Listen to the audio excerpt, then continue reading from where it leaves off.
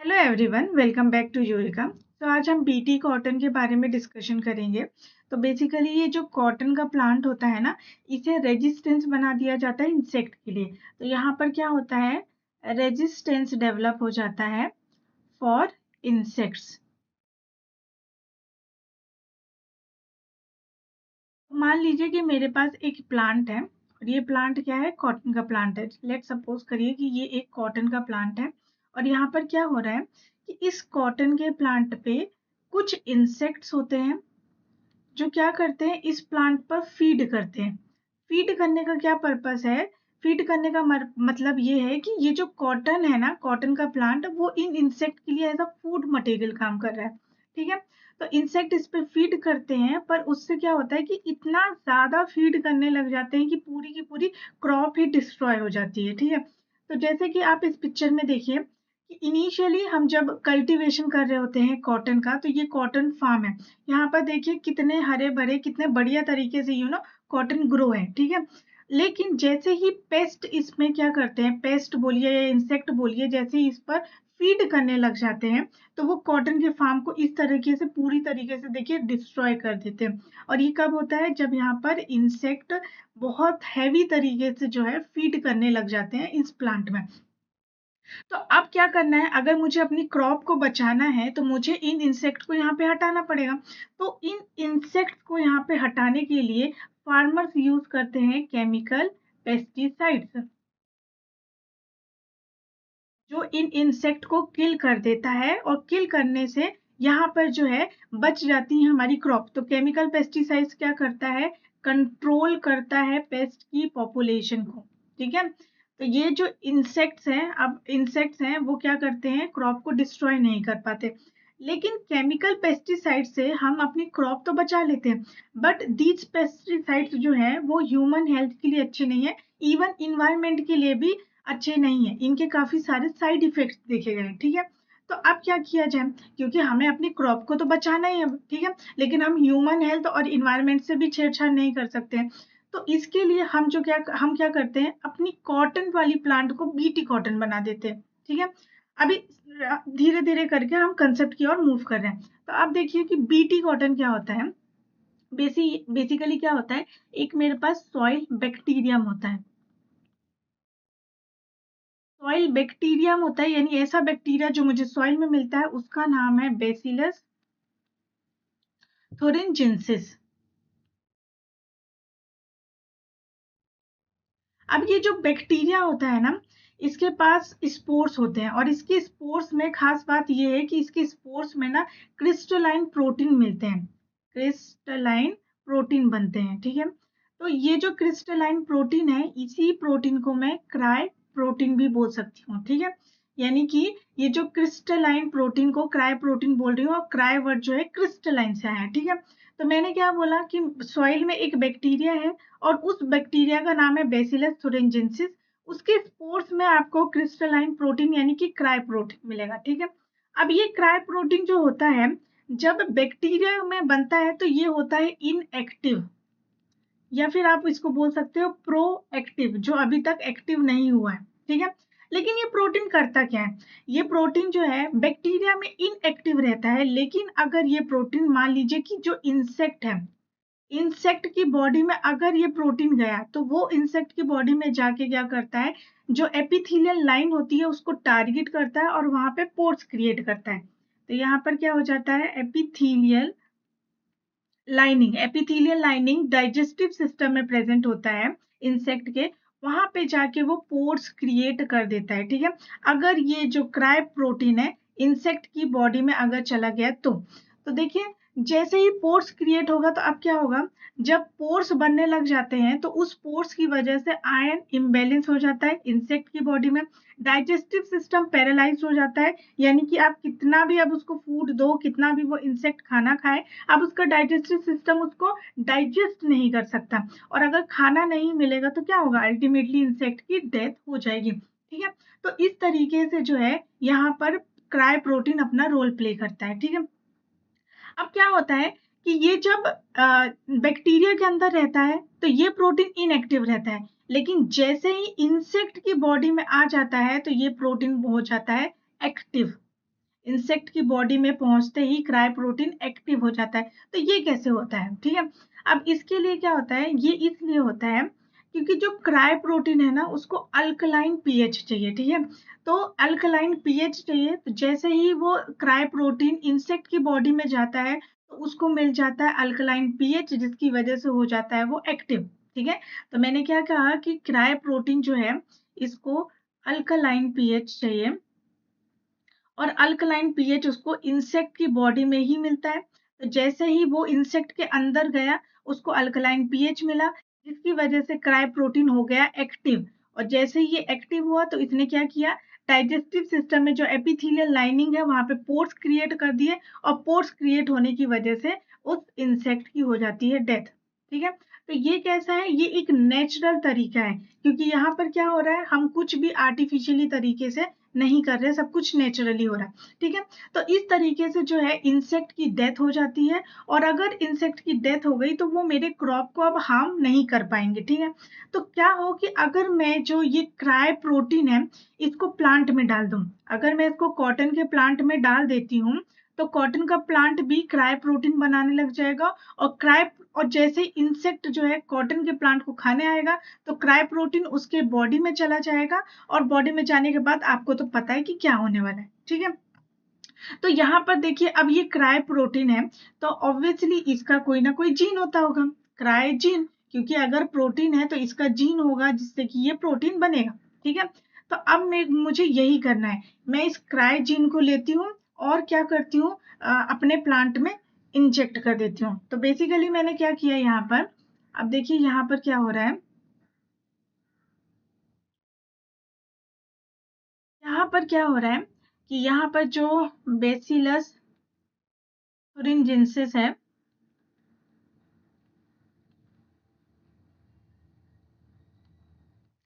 यहाँ से हम क्राई जीन को आइसोलेट करते हैं, ठीक है। और इस क्राई जीन को प्लांट के अंदर इंसर्ट करते हैं बाय एग्रोबैक्टीरियम मीडिएटेड ट्रांसफर।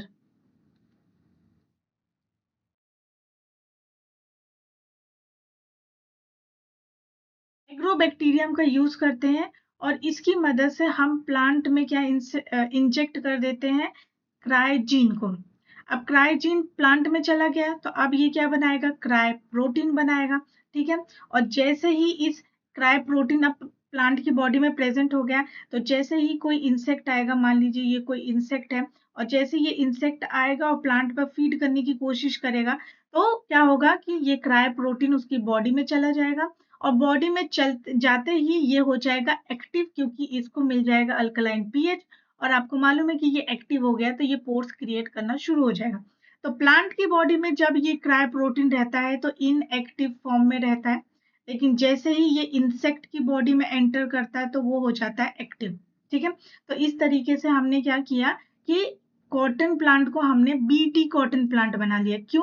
क्योंकि ये जो क्राई जीन है ना, इसी क्राई जीन को हम बीटी जीन भी बोलते हैं, इसी क्राई जीन को मैं बीटी जीन भी बोल सकती हूँ, ठीक है। और इसीलिए मैं इसको बीटी कॉटन बोलती हूँ। तो यहाँ पर आपको क्या क्या ध्यान देने की जरूरत है, यहाँ पे ध्यान देने की जरूरत, फर्स्ट थिंग ये जो बेसिलस थुरिनजेंसिस है, ये एक बैक्टीरिया से मिलता है हमें, ये क्या है, ये एक बैक्टीरिया है, और क्राइजीन आपको बैक्टीरिया से मिल रहा है, ठीक है। तो यहाँ पर बेसिलस थुरिनजेंसिस की वजह से हम इसको बीटी जीन भी कहते हैं, ठीक है। और सेकेंड थिंग आपको जो ध्यान देना है वो ये कि यहाँ पर जो इंसेक्ट है, इंसेक्ट की कुछ पर्टिकुलर स्पीशीज होती है जहां पर डिफरेंट तरह के क्राइजीन एक्ट करते हैं।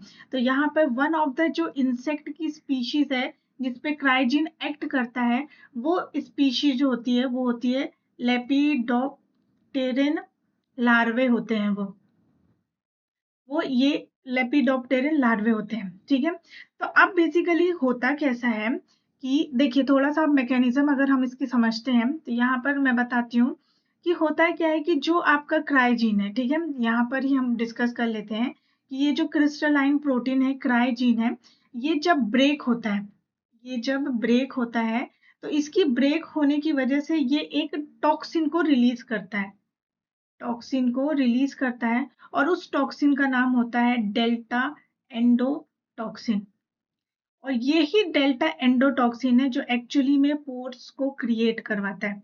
ये टॉक्सिन है जिसकी वजह से पोर्स बनते हैं और जो इंसेक्ट है उसकी डेथ हो जाती है। ठीक है, तो अभी समझ में आया कि यहाँ पर बेसिकली क्या हो रहा है। अगर मैं यहाँ पर बोलूँ तो जो लेपिडोप्टेरिन लार्वा है उनकी डेथ होती है। कैसे होती है, क्योंकि उनकी बॉडी में वो एक टॉक्सिन चला जाता है और उस टॉक्सिन का नाम है डेल्टा एंडोटॉक्सिन। और ये डेल्टा एंडोटॉक्सिन कैसे आ रहा है आपको पता चल गया। ठीक है, अब ये जो क्रायोजीन है पहले ये इनएक्टिव रहता है, जैसे ये इंसेक्ट की बॉडी में गया तो वहां पर क्या होता है, उसको अल्कलाइन पीएच मिल गया जहां पर उसका वो एक्टिव हो जाता है। ठीक है, और एक्टिव होने की वजह से वो पोर्स क्रिएट कर देता है। तो बेसिकली इस तरीके से हमारा बीटी कॉटन तैयार हो जाता है। और यहाँ पर बीटी कॉटन जो है बहुत ही आप कह सकते हो कि इन्वायरमेंटल फ्रेंडली है, क्योंकि यहाँ पर आप कुछ भी आर्टिफिशियल तरीके से नेचर को डैमेज नहीं कर रहे हो।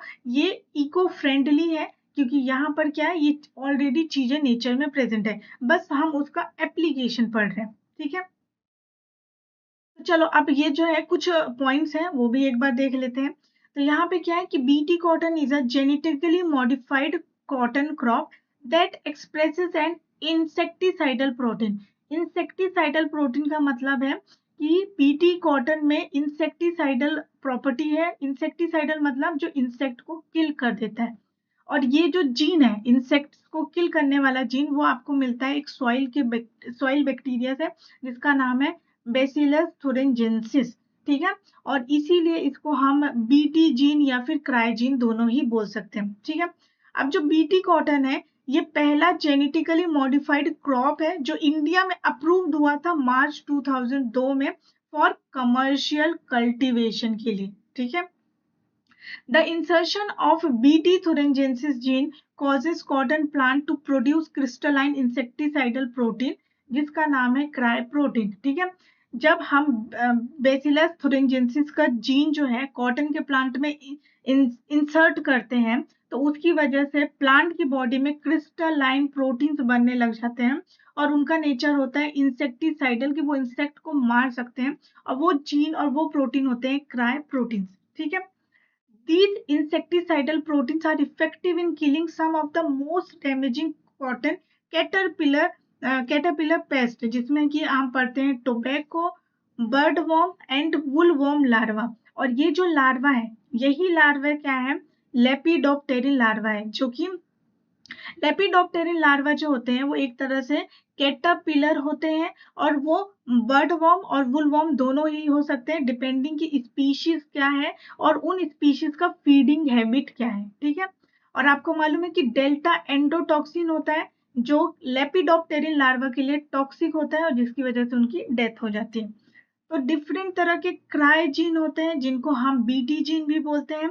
उनको आइडेंटिफाई किया गया है, क्लोन्ड किया गया है और कैरेक्टराइज्ड किया गया है ये चेक करने के लिए कि कौन सा क्राई जीन किस स्पीशीज के लिए काम करेगा। ठीक है, effective gene construct have made it possible to deliver these genes into plant tissue so that they are expressed at level in high enough to kill the insect।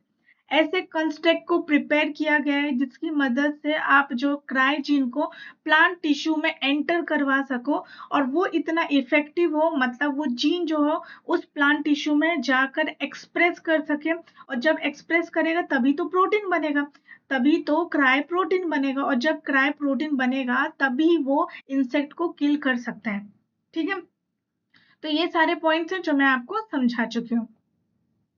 अब जरा BT cotton का benefits देखते हैं। ठीक है, कि हमने क्या किया, बीटी कॉटन बना लिया, लेकिन इनके बेनिफिट्स क्या है। अब यहाँ पर जैसे हमने बीटी कॉटन बनाया है कि हमने क्या किया, कॉटन प्लांट को रेजिस्टेंस बना दिया इंसेक्ट के लिए कि इंसेक्ट अब कॉटन प्लांट को हार्म नहीं कर सकते हैं, तो उसको हमने बीटी कॉटन बोल दिया। ऐसे यहाँ पर बहुत सारे प्लांट्स पे हमने क्या किया है, ये जीन को इंसर्ट करवाया है जिसकी वजह से वो प्लांट्स भी प्रोटेक्ट हो गए। तो इसीलिए आपको बीटी मेज देखने को मिलेगा। ठीक है, बीटी मेज या फिर आप इसको बीटी कॉर्न बोल सकते हो। ठीक है, बीटी ब्रिंजल, ये सारे प्लांट्स में भी हमने क्या किया है, इन जीन को एक्सप्रेस करवाया है जिसकी वजह से ये प्लांट भी काफी हद तक प्रोटेक्ट हो चुके हैं और इनका कल्टीवेशन क्रॉप बहुत ही बढ़िया मिला है। ठीक है, तो इसका बेनिफिट जो है सबसे पहले ये कि पेस्टिसाइड्स का यूज रिड्यूस हो गया। तो जो हम हेल्थ कंसर्न थे फॉर ह्यूमन बीइंग और जो इन्वायरमेंट को नुकसान हो रहा था वो क्या हो जाता है, कम हो जाता है, क्योंकि अब हम पेस्टिसाइड्स का यूज नहीं करते, क्योंकि हमने प्लांट को एक नेचुरल तरीका बता दिया है कि अब वो क्या कर सकता है, रेजिस्टेंस शो कर सकता है फॉर द इंसेक्ट के लिए। ठीक है, नेक्स्ट है इंक्रीज यील्ड। अब जब बताइए कि जब पेस्ट होंगे नहीं, इंसेक्ट होंगे नहीं और वो क्रॉप को डिस्ट्रॉय नहीं करेंगे तो ऑटोमेटिकली जो यील्ड है वो बढ़ जाएगी। यानी कि अब पहले जो जो पेस्ट की वजह से नुकसान हो रहा था अब वो नुकसान नहीं होगा, तो हमें अच्छी खासी हाई इंक्रीज यील्ड मिलेगी कॉटन की और जितने भी ये प्लांट्स हैं उनकी। ठीक है, नेक्स्ट है कि ये इन्वायरमेंटल को प्रोटेक्ट करता है, इको फ्रेंडली है, क्योंकि इसमें कुछ भी केमिकल ही नहीं है, कुछ भी मैनिपुलेशन नहीं है, ये नेचुरल तरीके से हम प्लांट को क्या कर रहे हैं, रेजिस्टेंस बना रहे हैं। नेक्स्ट है हमारा कि अगर बीटी कॉटन का बेनिफिट इंडिया में देखा जाए तो क्या होगा इसका मतलब, तो इंडिया में बीटी कॉटन की वजह से एम्प्लॉयमेंट बढ़ा है, जितनी भी लेडीज हैं, विमेन्स हैं, उनको एम्प्लॉयमेंट मिला है बीटी कॉटन की वजह से। और इसी के साथ साथ जो फार्मर्स की इनकम है वो भी बढ़ गई, क्योंकि जब बीटी कॉटन का कोई नुकसान नहीं हो रहा है, कल्टीवेशन क्रॉप अच्छे से आ रही है, तो जो उनको नुकसान की जो पहले उनका क्रॉप खराब हो जाता था तो उसकी वजह से जो उनको नुकसान झेलना पड़ता था अब वो नुकसान नहीं हो रहा है। ठीक है, अच्छा खासा कल्टीवेशन हो रहा है तो उनका इनकम भी बढ़ गया है। ठीक है, तो ये सारे बेनिफिट्स हैं बीटी कॉटन के। अच्छा, रेजिस्टेंस का मतलब है, रेजिस्टेंस का मतलब है कि अब वो प्लांट जो है इंसेक्ट से नुकसान उसको नहीं होने वाला है, रेजिस्टेंस पैदा कर लिया उसने कि उसको अब वो झेल सकता है, यानी प्लांट के पास ऐसा मैकेनिज्म डेवलप हो चुका है कि अब वो इंसेक्ट के अगेंस्ट लड़ सकता है और खुद को नुकसान होने से बचाएगा। और नुकसान होने से बचाएगा तो क्या होगा, आपको हरी भरी कल्टीवेशन देखने को मिलेगा। ठीक है, सो ये था बीटी कॉटन के अकॉर्डिंग, बीटी कॉटन के रिलेटेड। इफ आई थिंक मैंने बहुत सारे पॉइंट्स आपके क्लियर कर दिए, तो आई होप कि आपको बीटी कॉटन बहुत ही अच्छे से समझ में आ गया होगा। तो आज की वीडियो हम यहाँ पर एंड करते हैं एंड फिर नेक्स्ट वीडियो में हम मिलते हैं कुछ नए टॉपिक के साथ। So all the best, bye bye.